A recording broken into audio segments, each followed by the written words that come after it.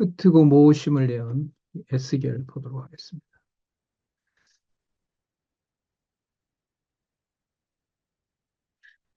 이게 참 재밌는 부분인데, 음, 왜 그러냐면, 이 에스겔 본문이 말이에요. 음,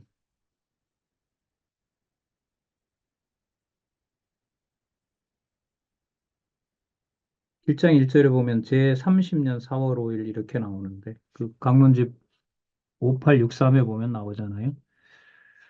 음, 593년입니다. 그 597년이 언제냐면 2차 침략이 일어났던 거예요. 그리고 이제 593년이면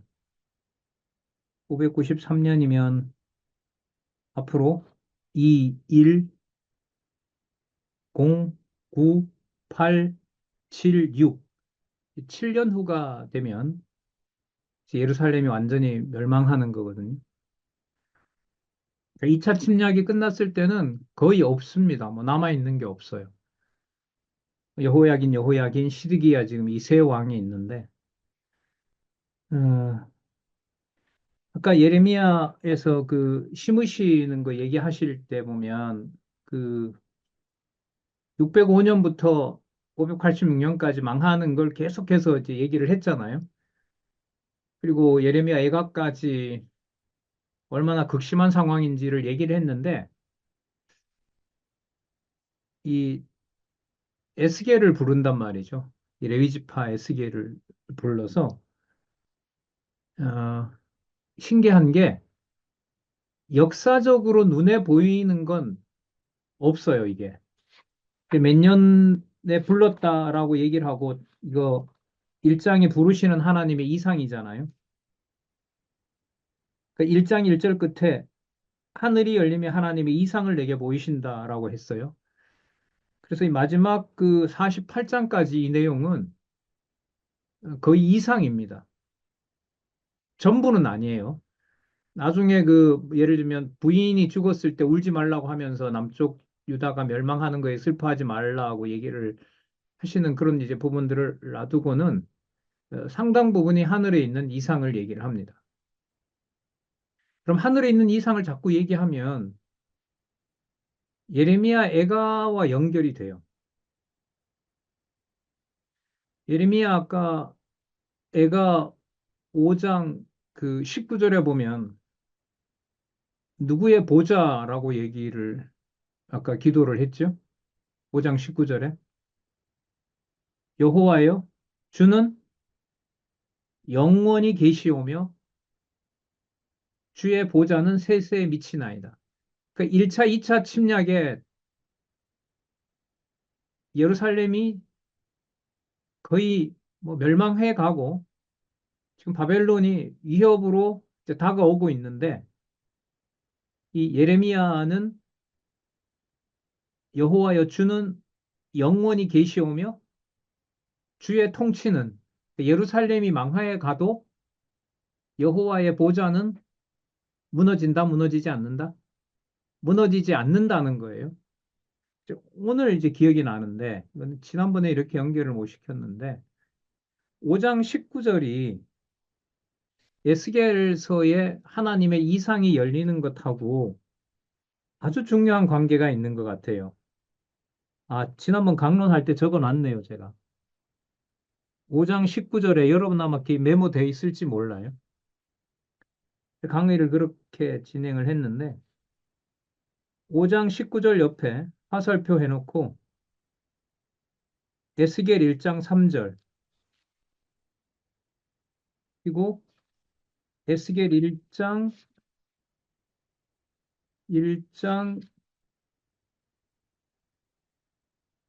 26절 이렇게 메모를 했거든요. 제가.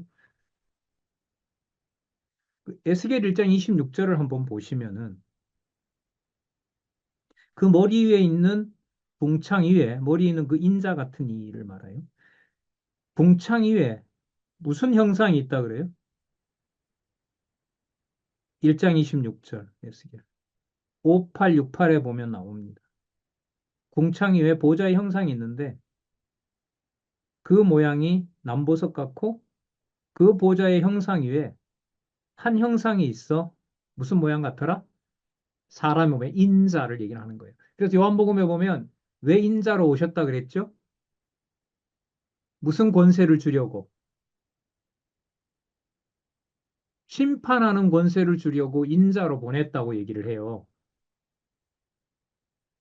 그러면 아까 예레미야 5장 19절에 답을 하늘에 있는 보좌인 하늘이 열리면서 1장 3절과 1장 26절 에스겔 여기에 연관이 된다는 겁니다. 논리적 연결성이 있다고 생각을 해요. 자, 그리고 상당 부분이 이상인 거고요. 그러니까 이상이 두 가지가 돼요. 흩으시는 것도 이상인 거고요. 모으시는 것도 이상이에요. 그러면 이상이라는 말은 뭐가 아니라는 거예요? 어디를 뛰어넘는다는 거죠. 현실을 넘어선다는 거예요.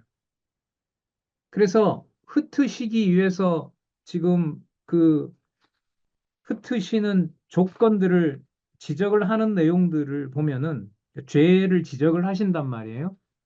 그런데 이게 이 땅에서 일어나는 그 어떤 범죄가 아니고요.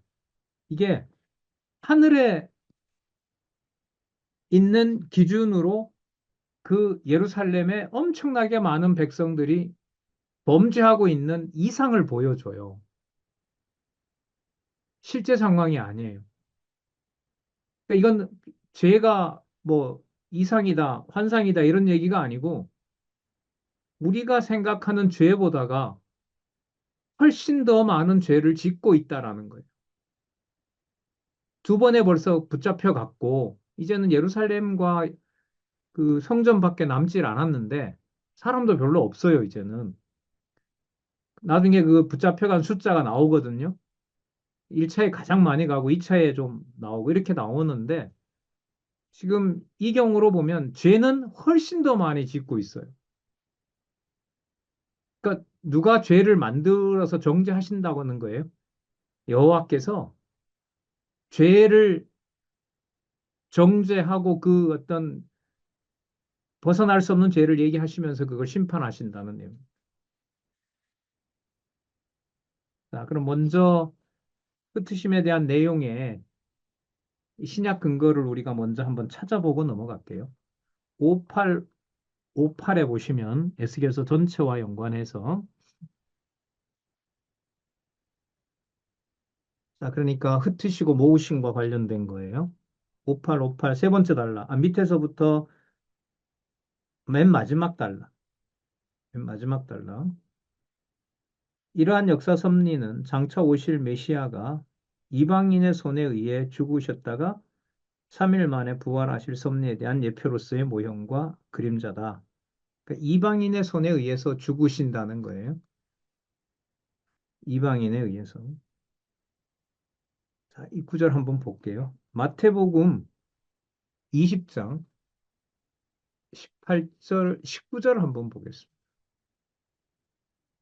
18절부터 볼게요. 18절 중간에 보면 인자 나오죠? 인자가 대제사장들과 서기관들에게 넘기움에 저희가 죽이기로 결안하고 또 누구에게 넘겨요? 이방인들에게 반드시 넘겨야 돼요. 그를 능욕하며 채찍질하며 십자가에 못 박게 하리니 제3일에 일어나리라. 그 다음에 누가복음 18장 32절에 보면은요. 누가복음 18장 32절에 인자가 이방인들에게 넘기고 희롱을 받고 능력을 받고 침뱉음을 받겠으며 저희는 채찍질하고 죽일 것 그리고 3일에 살아나실 것이다. 이 약속을 이 약속대로 이제 앞으로 이루어지는 겁니다. 자, 그럼 흩으심에 대한 예언 한번 볼게요. 이것도 먼저 한번 미리 보면은 5859에 밑에서부터 세 번째 줄 이방인의 손에 의해 죽임을 당하실 섭리 그 다음에 밑에서부터 두 번째 줄에 보시면은 무슨 죽음을 죽으신다 그러죠? 대속 죽음을 죽으신다 그러죠. 대속의 죽음을 당하실 메시아. 자, 대속물로 오셨다라는 것을 한번 볼까요? 음, 마태복음 20장 28절. 지금 이렇게 확인하는 것은 지금 성경 강론집 이 세 번째 단락의 내용들이 근거 구조를 제시도 하지만은 그렇지 않다 하더라도 이 개념이 이 근거가 없는 게 아니라 어디에 있는 개념이다? 예, 성경에 있는 개념이다라는 걸 우리가 확인하기 위해서 그런 거라는 거 여러분 아실 거예요. 자, 마태복음 20장 28절 인자가 온 것은 섬김을 받으려 함이 아니요 도리어 섬기려 하고 자기 목숨을 많은 사람들의 뭐로 예, 대속물로 주려 함이니라. 예.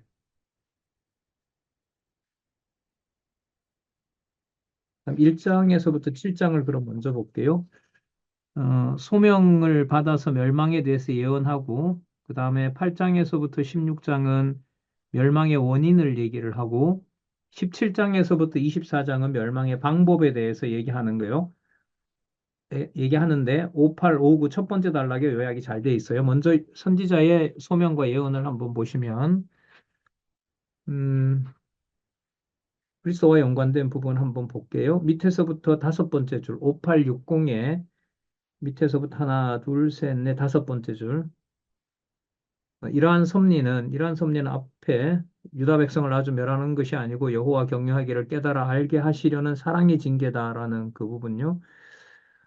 이러한 섭리는 장차 오실 메시아가 이방인의 손에 의해 죽임을 당하실 섭리에 대한 예표로서의 모형과 그림자고 또 대속의 죽음을 당하실 메시아를 보내어 주실 것에 대해서 예언한 내용이다. 자, 아까 이거 살펴봤습니다. 그 다음 1장에서부터 3장에 에스겔 선지자의 소명과 관련해서 한번 볼게요. 5861에 보시면 밑에서부터 그 두 번째 단락에 밑에서부터 하나, 둘, 셋, 넷, 다섯. 이는 장차 메시아가 참 선지자로 오셔서 죄에 대한 심판을 선포하실 것. 그러니까 무슨 직과 무슨 어떤 직의 수행을 얘기를 하는 거예요? 참 선지자로 오시는 거예요. 그럼 참 선지자로 오셔서 하시는 일이 뭐냐면 에스겔처럼 뭐 하는 거예요? 심판을 선포하시는 거예요. 자, 한번 찾아볼까요? 어, 마태복음 25장 31절부터 41절까지 긴 내용인데 31절부터 보면 예수님 책망하시는 내용이 나오죠. 어, 인자가 자기 영광으로 모든 천사와 함께 올 때에 자기 영광의 보좌에 앉으리니라고 하면서 심판하신다는 내용을 41절까지 쭉 말씀을 하세요. 그 다음에 요한복음도 많이 나오는데 요한복음 2장이라든지 16장 요한복음 16장 8절 요한복음 16장 8절 자, 그가 와서 죄에 대하여 의에 대하여 무엇에 대하여 심판에 대하여 세상을 책망하리라. 그래서 오늘 이제 이 실체로서 그리스도가 세우시는 교회에 앞으로 오실 그리스도의 무슨 그 사역, 심판 사역이 임한다는 것을 오늘 이제 좀 생각을 좀 깊게 하셨으면 좋겠어요. 음, 히브리서 2장 14절 한번 볼까요? 히브리서 2장 14절. 자녀들은 혈육에 함께 속하였음에 그도 또한 메시아겠죠? 예수 그리스도. 그도 또한 한 모양으로 혈육에 함께 속하심은 이게 여러분 아까 에스겔의 뭐와 관련돼요? 인자 같은 이가 있다 그랬죠. 그 사람의 모양으로 이 땅에 오신 이유가 뭐냐면 사망으로 말미암아 사망의 세력을 잡은 자 곧 마귀를 없이 하시며 마귀를 없애기 위해서 본인이 사망하시면서 무슨 권세를 심판하시냐면 사망 권세를 심판하시는 거예요. 그러니까 사망하셔서 사망 권세를 심판하시는 그것이 심판주가 하시는 일이에요. 그러면 이게 성도들의 어떤 고난이나 희생과 봉사라는 게 그냥 뭐 이렇게 하는 게 아니라 누구의 심판이 함께 한다는 거냐면 그리스도의 심판이 함께 하신다는 거죠. 다음에 이제 1장에 그 부르시는 이상에 대한 내용이 나오고요. 음, 그다음에 2장, 3장은 부름 받은 에스겔의 사명, 양쪽 가로 1, 에스겔 선지자의 소명과 관련된 신약 근거 좀 볼게요. 5883, 5883. 뭐 예레미야도 그렇고 에스겔도 그렇고 뭐 너 이렇게 좀 해볼래 선지자로 이런 게 아니죠. 그냥 일방적으로 부르고요. 안 따라올 수 없게 하고 너무나 놀라운 광경을 보여주시고 이제 이렇게 하신단 말이에요. 5883에 보면 선지자를 소명하는 것과 관련해서 음, 두 번째 단락 이상과 같은 언약 계시의 목적은 여호와 하나님께서 선지자의 소명을 받은 사실을 증언케 하신 섭리를 통하여 장차 참 선지자이신 메시아를 보내어 주신다는 사실을 확증해 주신다는 거예요. 참 선지자인 메시아를 보내어 주신다. 이게 선지자라는 용어가 이제 많이 나옵니다. 뭐 가장 먼저 우리 마태복음 13장 57절에 보시면 마태복음 13장 57절에 예수께서 배척당하시죠. 그 배척당하시면서 근거를 예수께서 저에게 말씀하시되 선지자가 자기 고향과 자기 집에서는 존경을 받지 않음이 없느니라. 그러니까 자기 고향과 자기 집에서는 배척을 당해야 된다. 그 말씀을 살펴볼 수 있고요. 음, 요한복음에도 많이 나오고 요한복음 9장 17절 한번 볼까요? 요한복음 9장 17절. 이에 소경되었던 자에게 다시 묻되 이 사람이 내 눈을 뜨게 하였으니 너는 그를 어떤 사람이라 하느냐? 대답하되 누구다? 선지자니이다. 이때 선지자는 메시아이고 하늘에 속한 자라는 의미로 보시면 되죠. 사도행전 7장 37절. 사도행전 7장 37절. 이스라엘 자손을 대하여 하나님이 너희 형제 가운데 나와 같은 선지자를 세우시리라. 이렇게 나오는 거죠. 선지자. 그다음에 죄로 인한 멸망하겠습니다. 먼저 행위에 대한 예언들을 얘기를 하는데 이게 전부 이상이에요. 그 벽에 그 구멍을 뚫고 에스겔로 하여금 구멍을 들여다보라 하잖아요. 이상해.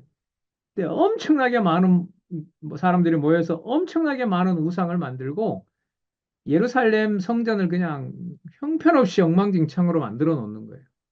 그 이상을 보여줍니다. 그러니까 이건 죄로 심히 죄되게 하는 거예요. 그러니까 3차 침략에 바벨론을 통해서 뭐 하지 않을 수 없다? 멸망시키지 않을 수가 없다. 그 어떤 확증을 해주시는 거라고 볼 수 있어요. 자, 5894로 가보시면은요, 동그라미 행위에 대한 예언이 이제 5894 두 번째 달랑 밑에서부터 하나, 둘, 셋, 넷, 다섯 번째 줄에 보시면 이는 장차 대속주로 오실 메시아가 이방인의 손에 의해 죽임을 당하실 것에 대한 예표로서의 모형과 그림자이고 또 이방인의 손에 의해 죽임을 당하실 뿐만 아니라 그게 이방에게도 대속주가 되신다는 대속 제물로 죽으실 것에 대한 예언을 말씀하고 있는 겁니다. 자, 그 다음에 말씀에 의한 예언을 주시는 건데 여러분 이 5장 에스겔서를 보실 때 꼭 염두에 두고 보셔야 되는 내용이 5장 13절부터 5장 13절부터 36장까지 어떤 구절이 나온다는 거예요? 그때 이 일이 벌어졌을 때 너희들이 나를 누구인 줄 알리라? 여호와인 줄 알리라라는 내용이 5장에서부터 36장인가요? 7장까지인가? 계속 나와요. 그럼 이 사건의 핵심은 누구 계시가 맞아요? 여호와 계시가 맞죠. 근데 어디에 계신 어디에 있는 일? 하늘에 있는 하늘에 속한 사역을 얘기를 하시는 거예요. 그러다 보니 나중에 그 10장에 가면 12지파 이미 망한 11지파를 포함해서 하늘에 보니까 뭐가 있어요? 12지파 땅이 다 있는 거죠. 어디에서 생명수가 흘러나오죠? 성소에서. 문지방으로 물이 넘어 들어와서 12지파에게 그 12지파를 옥토로 만드는 내용이 나오죠. 그 다음 예루살렘 멸망의 원인을 8장에서부터 한번 살펴보도록 할게요. 음. 5909 한번 보실래요? 일 정리를 한번 보고 넘어갈게요. 5909. 아까 예루살렘 멸망 원인이 이제 8장부터 나오는데 그 전에 예루살렘 멸망 원인에 대해서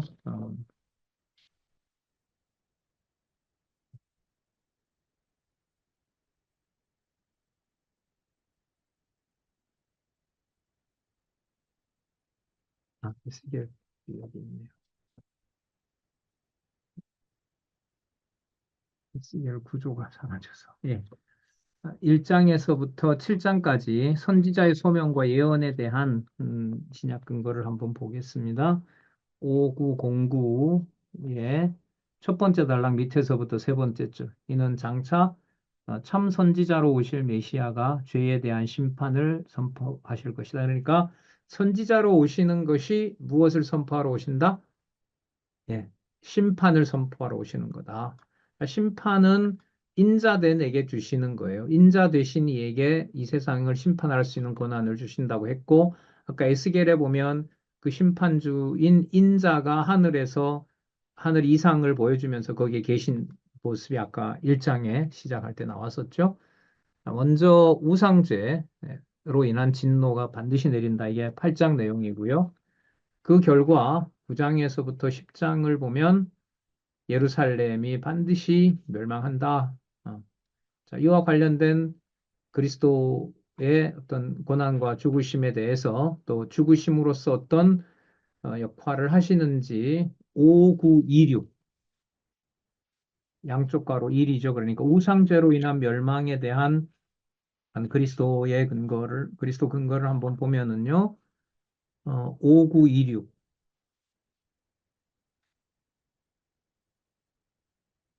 5926 첫 번째 단락 밑에서 세 번째 줄. 이는 장차 다시 반복하네요. 참 선지자로 오실 메시아가 이방인의 손에 죽임을 당하실 것에 대해서 근거로 제시를 하고 있습니다. 이건 뭐 마태복음에도 나오고 마가복음에도 나오고 예수님 죽으시는 사건이 마태, 마가, 누가, 요한에 다 나오기 때문에 사도행전 한번 찾아보실까요? 사도행전 4장 27절.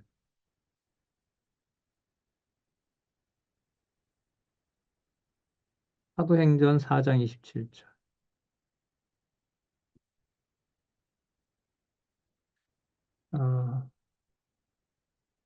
보시면 과연 헤롯과 본디오 빌라도는 이방인과 이스라엘 백성과 합동하여 하나님의 기름 부으신 거룩한 종 예수를 거스려 하나님의 권능과 뜻대로 이루려고 예정하신 그것을 행하려고 이 성에 모였나이다. 예, 중요한 근거 구절을 제시하고 있습니다. 예. 따라서 예루살렘이 멸망한다는 것은 바로 그리스도가 오셔서 이방인의 손에 의해서 반드시 돌아가실 것이다라는 것을 확증해 준다는 겁니다.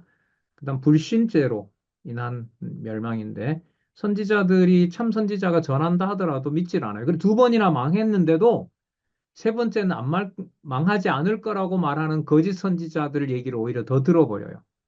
그리고 애굽으로 가지 말라 그랬는데 애굽으로 또 쫓아가고 그래서 11장에 보시면 불신죄에 대한 책망을 하시는 내용이 나오고요. 그 다음에 거짓을 믿고 또 사수를 부리고 그러면서 이제 죄를 짓는데 죄로 인해서 멸망한다는 것이 12장 내용이고요. 그 다음에 13장에서부터 15장까지 보면 거짓으로 인한 죄로 멸망한다는 사실을 알려줍니다. 그래서 13장에 보면 음, 거짓 선지자들을 멸하겠다는 약속의 말씀이 나옵니다. 자, 거짓 선지자들이 악행을 하는 내용이 어느 정도로 악해지냐 하면은요. 여러분 몰렉 제사 아세요? 뭐 하는 제사죠? 자기 자녀 드리는 거잖아요. 그러니까 이게 하나님의 선지자들이 뭘 하냐 하면 몰렉 제사에 앞장을 서는 거예요. 예, 이게. 근데 이게 실제로 일어나지 않는데 지금 제가 정확하게 기억은 안 나는데 이것도 이제 어, 실제로 일어났죠. 예, 열왕기에 보면 이제 일어나고요. 어, 이상과 연관을 설명시키려고 하다가 제가 잠시 이제 그거 했는데 몰렉 제사는 실제로 일어납니다. 거기에 대해서 이제 책망하시고 멸망시키겠다는 얘기가 나오는 내용입니다. 자, 이렇게 하고요. 14장과 15장에 가면 죄로 인해서 멸망하겠다고 예언하시는 내용이 14장과 15장에 나타납니다. 여기 14장에 보면 장로들이 앞장서서 그렇게 얘기하고요. 선지자들이 그렇게 합니다. 그리고 그 여인들 있죠. 성전에서 섬기는 여인들도 그 이방신을 섬기게 되고 그러다 보니 무당들이 설치게 되고 그래서 진짜 엉망진창이 됩니다. 그러므로 내가 반드시 뭐 하겠다? 예, 3차 침략을 통해서 다 끝장을 내겠다라는 내용이 바로 여기에 나타나는 내용들입니다. 자, 이 양쪽 가로 3을 한번 정리를 해볼게요. 양쪽 가로 3이 지금 살펴본 대로 13장에서부터 15장까지 거짓죄로 인한 멸망인데 5963, 5963에 보시면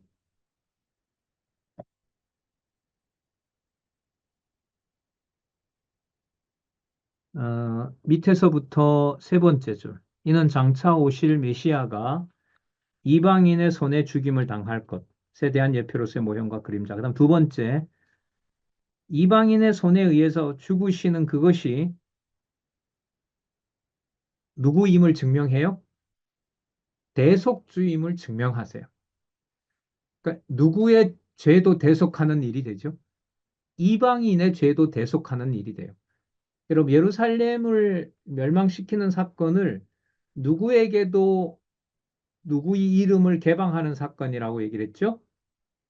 이방인에게도 누구의 이름을 여호와의 이름을 개방하는 거라는 거예요. 자, 그러면 이 구절을 한번 보면 이방인에게서 죽음을 죽으신다는 건 아까 많이 살펴봤죠. 아까 사도행전 4장 27절, 28절. 뭐 마태복음에서 한번 볼까요? 마태복음 27장 2절. 여러 군데 나옵니다, 사실. 어, 마태복음 27장 2절. 결박하여 끌고 가서 로마 총독 누구에게 넘겨준다? 예, 빌라도에게 넘겨주니라. 대표적으로요. 이방인에게 넘겨지는 것. 다음에 요한복음 18장에도 나오는데요. 요한복음 18장 30절. 요한복음 18장 30절. 하에 가로되 이 사람이 행악자가 아니었다면 우리가 당신에게 넘기지 아니하였겠나이다. 이 빌라도 말이거든요. 31절. 빌라도가 가로되 너희가 저를 데려다가 너희 법대로 재판하라. 유대인들이 가로되 우리에게는 사람을 죽이는 권이 없나이다. 참 재밌죠. 빌라도는 풀어주고 싶어요. 그런데 빌라도의 손에서 벗어나면 돼요, 안 돼요? 안 돼요. 누구 손에 의해서 죽어야 되기 때문에. 이방인에 의해서 손에서 죽어야 되기 때문에 반드시 빌라도는 놓아주고 싶어도 못 놓아줘요. 이게 진짜 자기 마음대로 할 수가 없어요. 32절에 해석까지 합니다. 이는 예수께서 자기가 어떠한 죽음으로 죽을 것을 가리켜 하신 말씀을 응하게 하려 함이라. 이방인의 손에 의해서 죽으셔야 되는 겁니다. 자, 그다음 대속주된 사건 한번 볼까요? 이것도 많이 나옵니다. 마태복음에도 아까 대속물로 주려 하심이라라고 나왔고요.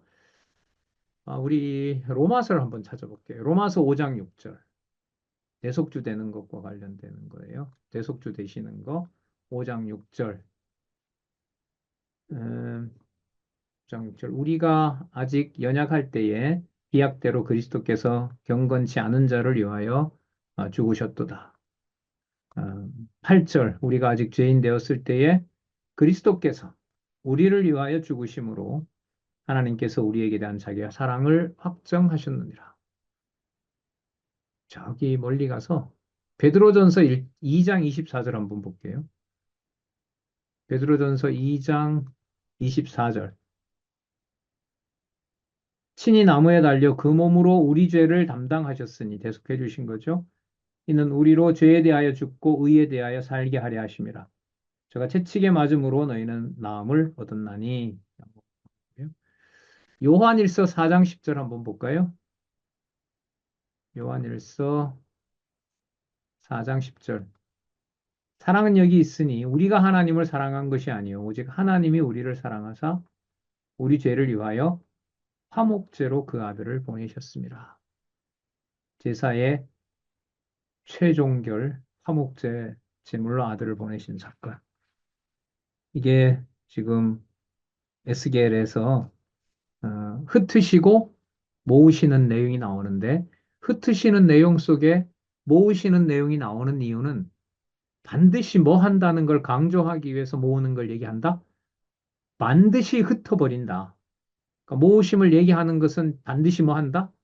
흩어버린다. 그걸 얘기하기 위해서 흩으심을 얘기하는, 모으심을 얘기하는 거고요. 모으심 속에도 뭐가 나오냐면 흩으심이 나와요. 그거는 뭘 위한 거다? 이렇게 흩어놓는 이 광경은 반드시 뭘 위한 거다? 모으는 증거가 된다 이거예요. 그러니까 동일한 사건을 두고 하나는 어디에다 맞춰요? 예, 그리스도의 죽음에다가 맞추고 하나는 어디에다 맞추죠? 예, 부활에다가 맞추시는 거예요.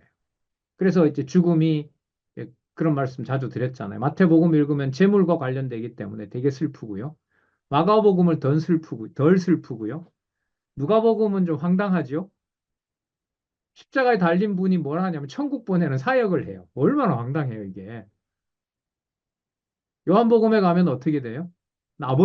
내가 날 본 자는 아버지를 본 거고, 창세전에 내가 이미 있었고, 내가 이제 아버지께로 간다. 이렇게 얘기를 하세요. 그게 전부 동일한 상황이죠. 뭐 하는 내용이에요?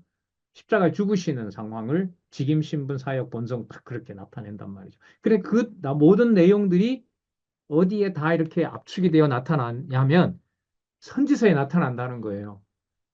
전체 구조, 패망과 회복 구조의 전체 구조도 나타나고, 한 장 속에도 나타나고, 몇 장 속에도 나타나고, 어디에도 한 구절 안에도 때리심과 싸매심이 같이 나타난다는 거예요.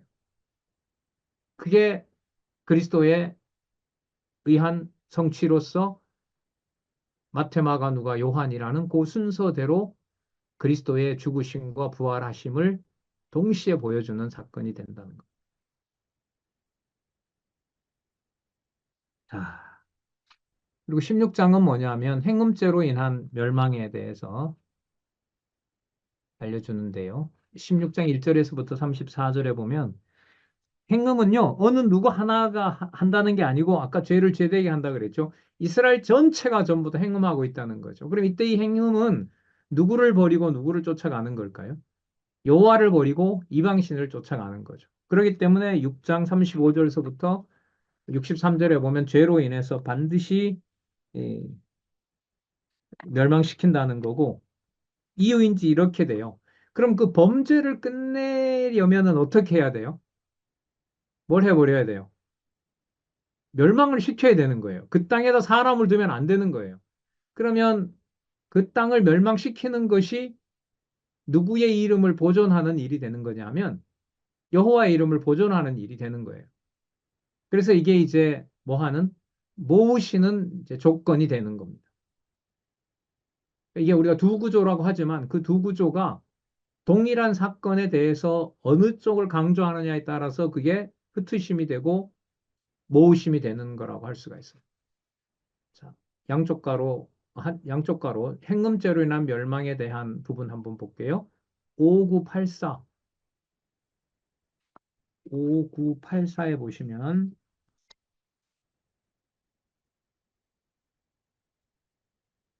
아까 나왔던 거예요. 5984 제일 밑에 달라. 위에서부터 두 번째 줄. 장차 대속주이신 메시아를 보내어 주신다는 사실을 확정해 주셨다는 거. 그다음 대속주이신 메시아를 보내어 주신다는 거. 대속주 되신다는 거 우리 아까 살펴봤습니다. 대속주로 오신다는 거. 그래서 한쪽 가로 2번 정리 한번 볼게요.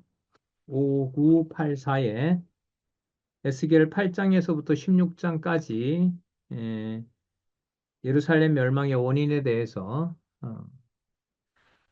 예언하도록 섭리하신 내용을 한번 보시면 밑에서부터 세 번째 줄, 두 번째 달랑 밑에서부터 세 번째 줄. 이는 장차 누구의 어떤 몸으로? 죄인이 아니에요. 죄인의 몸으로 죄인처럼 오신 거고요. 그러기 때문에 이분이 뭐가 될 수 있다? 대속주가 될 수 있다. 죄인처럼 오셨다는 거, 이거 가장 분명한 구절이죠. 로마서 8장 3절.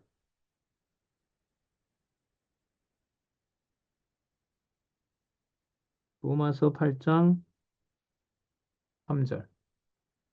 그 다음에 히브리서 4장 15절. 물론 다른 부분에도 있습니다. 한번 볼까요? 고린도 후서 5장 21절. 자, 로마서 8장 3절. 제가 볼게요. 8장 3절. 율법이 육신으로 말미암아 연약하여 할 수 없는 그것을 하나님은 하시나니 곧 죄를 인하여 자기 아들을 죄 있는 육신의 모양으로 보냈다는 거예요. 그러니까 사람들이 볼 때는 예수님이 죽을 때 뭐처럼 뭐이기 때문에 죽는다는 게 확실해야 돼요. 죄 때문에 죽는다는 게 확실해야 돼요. 그런데 하나님은 뭐라고 얘기를 해요? 죄 있는 육신의 모양으로 보냈다고 얘기하는 거예요. 저주받아 죽는 거지만 죄 있는 모양으로 보내셔서 대속주로 삼으신 거죠. 고린도후서 5장 21절. 5장 21절. 하나님이 죄를 알지 못하신 자로 우리를 죄신하여 죄를 삼으셨다 그러잖아요. 히브리서 4장 15절.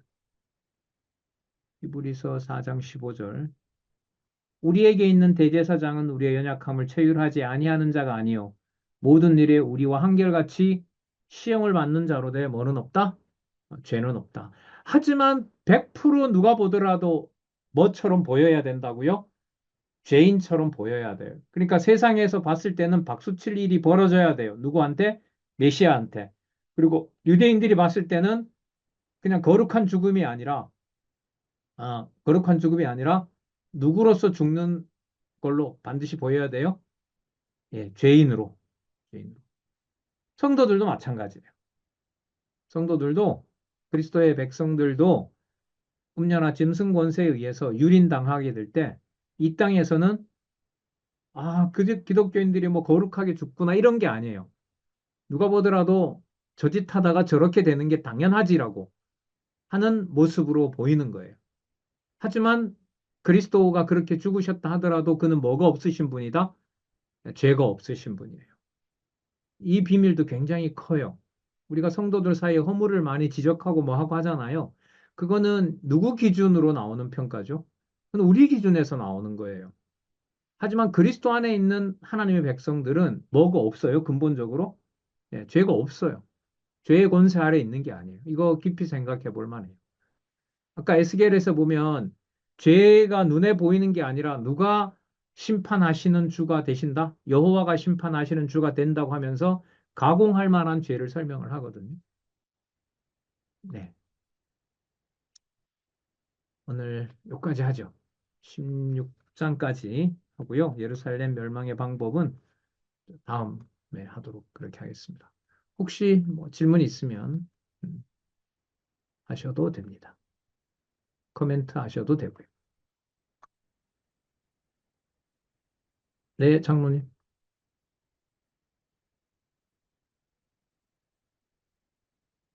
아, 들리시나요? 네, 아, 진짜 구약 성경이 메시아 언약이 맞네요. 어떤 점에서요, 장로님?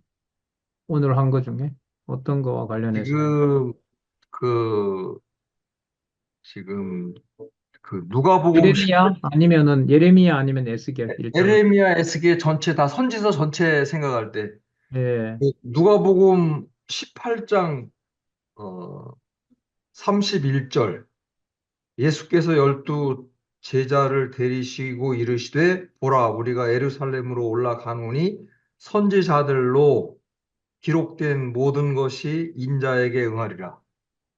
예, 어, 그 이제 그 선지서도 그렇고 사실 이제 구약 성경이 메시아 언약이라는 게 네, 뭐라 그러지? 좀 어, 막연하다 그래야 되나? 음, 그리고 좀 이렇게 막 화학과 안 닿는 것 같은 좀 어, 이렇게 뭐 죽는다는 얘기는 너무 읽어가지고 좀 그러니까 당황스럽고, 뭐. 그런데 당장 또 선지서 표 보면 그 일어나는 일에 경악하고 있고, 음, 인간적인 일에 경악하지만 그리스도가 죽으시는 것하고는 갭이 크고, 음. 그런 문제인 것 같아요. 계속 말씀하세요.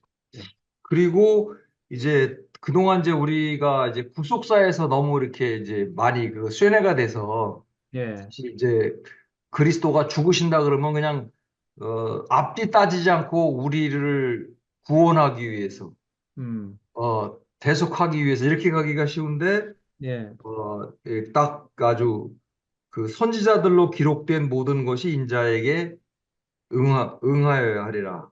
이제 그 선지자들의 예언을 성취하시는 것이 그 과정에서 우리의 구속도 이렇게 대속도 이루어지는 것이지 거기가 그 핵심은 아니다. 그래서 예. 그 예수님의 죽음을 음, 너무나 이제 좀 감상적이고 음, 음, 의료와 음, 연관된 구속에다 맞추다 보니까 선지서에서 상당 부분을 잃어버리는 거예요. 음, 그리고 장로님 지금 읽으셨던 거 이게 지금 아마 나라사역 구조에 들어갈 텐데, 네, 그죠? 이게 예, 누가복음의 나라사역 구조일 거예요. 하나님 나라. 근데 네, 지금 거기 인자 나오잖아요. 네, 인자는 무슨 개념이냐 하면 심판주예요. 에스겔서의 1장 3절에 하늘에 이상이 열렸을 때 인자 같은 이가 있고 거기에 그 뭐예요? 계시록에 나오는 왜 짐승들 막 있잖아요. 눈 달리고 뭐 하고 걔네들이 딱 준비하고 있는 거 아니에요. 뭐 하러 가려고? 심판하러 가려고. 예. 근데 이게 지금 자기의 뭐와 맞추는 거예요? 죽으심에다 맞추는 거죠. 이게 이해가 안 돼요, 이게.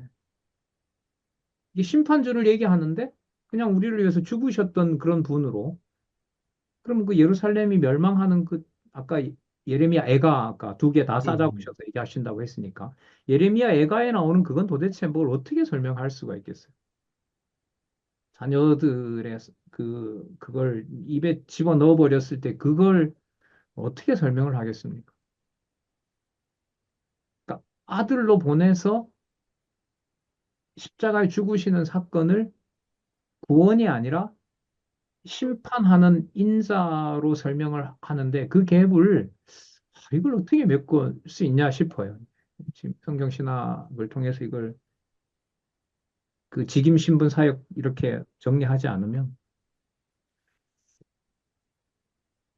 네. 예, 또 다른 분들 뭐 더 하실 말씀 있으세요? 장로님? 더 하셔도 됩니다. 하여튼 감동 먹었습니다. 예, 또 할 게 많아져요. 장로님 예. 맨날 할 게 많아진다고 맨날 하시는데 또 할 게 또 많아져. 언제 다 하실는지. 아, 예, 없어요? 네. 수고들 하셨고요. 우리 잠시 기도하고요. 마치겠습니다. 하나님 아버지 감사합니다. 이 어, 어렵고 또한 많은 사람들에게 이 선지서 내용을 에, 신약과 연관시키면서 여호와의 살아계신 존재의 증명으로 이렇게 깊이 깊이 이해해 갈 수 있는 길을 특별히 이렇게 볼 수 있도록 하나님 허락해 주셔서 너무나 감사드립니다.